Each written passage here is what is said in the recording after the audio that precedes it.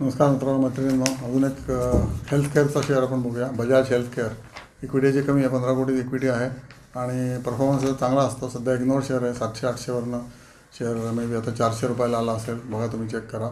आणि हे basically ascorbic acid manufacture करतात. हे बिगेस्ट इंडियन मॅन्युफॅक्चरर हा एस्कॉर्बिक ॲसिड, आणि बरेच फार्मा कंपन्यांना हे वापरायला लागतं.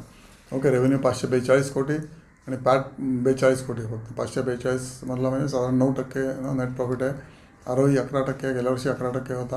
आणि जे क्लायंट्स कोण आहे तर मोठे मोठे ना फार्मासिस्ट कंपनी. ओके. सन आहे, बॉट आहे, फायझर आहे, हिंदुस्तान युनिलिव्हर पण घेतो आहे, Procter and Gamble hygiene, GSK. Sanjay Kumar Bajaj हे मॅनेजिंग डायरेक्टर आहेत त्या कंपनीचे.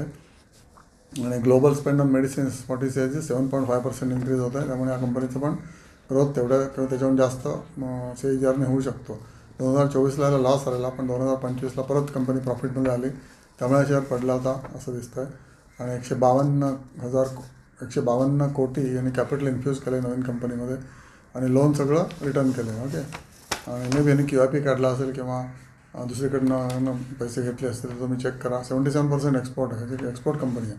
आणि 23%च फक्त लोकल हे लोक देतात. API 83%. ओके. आणि फिनिश गुड्स फक्त 17%. त्याचा जो रेव्हेन्यू आहे याचा स्प्लिट आहे याच्यामध्ये. ओके. फेस व्हॅल्यू 5 आहे, म्हणजे याच्यामध्ये तुम्हाला you can get benefit of the split. Okay. Face value पुढे 1 होऊ शकते, त्यामुळे तुम्हाला 5 पट शेअर मिळू शकतात. आणि P/E याचा 29 आहे, त्यामुळे विशेष काही स्वस्त नाही आहे शेअर. आणि BV बुक व्हॅल्यू 148 आहे, आणि याची मार्केट प्राईस म्हणजे 400 रुपये आहे. त्यामुळे बजाज हा ग्रुपचा, म्हणजे पुण्याचे जे बजाज त्याचा याचा काही संबंध नाही आहे. हे दुसरे बजाज आहेत.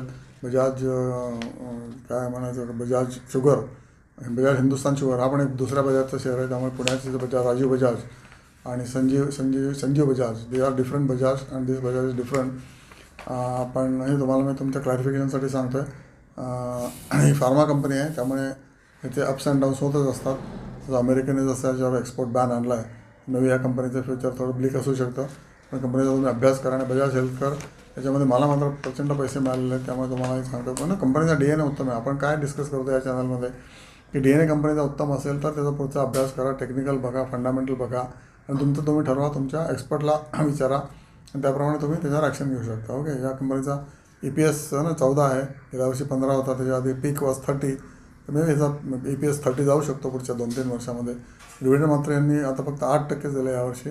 8% इज व्हेरी फ्रुगल, म्हणजे खूपच कमी डिव्हिडंड दिलं आहे. We are conserving money for the company expansion असे असू शकतं. डिव्हिडंड दिलाच पाहिजे असं नाही, थोडा दिला आहे. It should be good indicator of the cash flow. Okay. Thank you so much, and bye bye.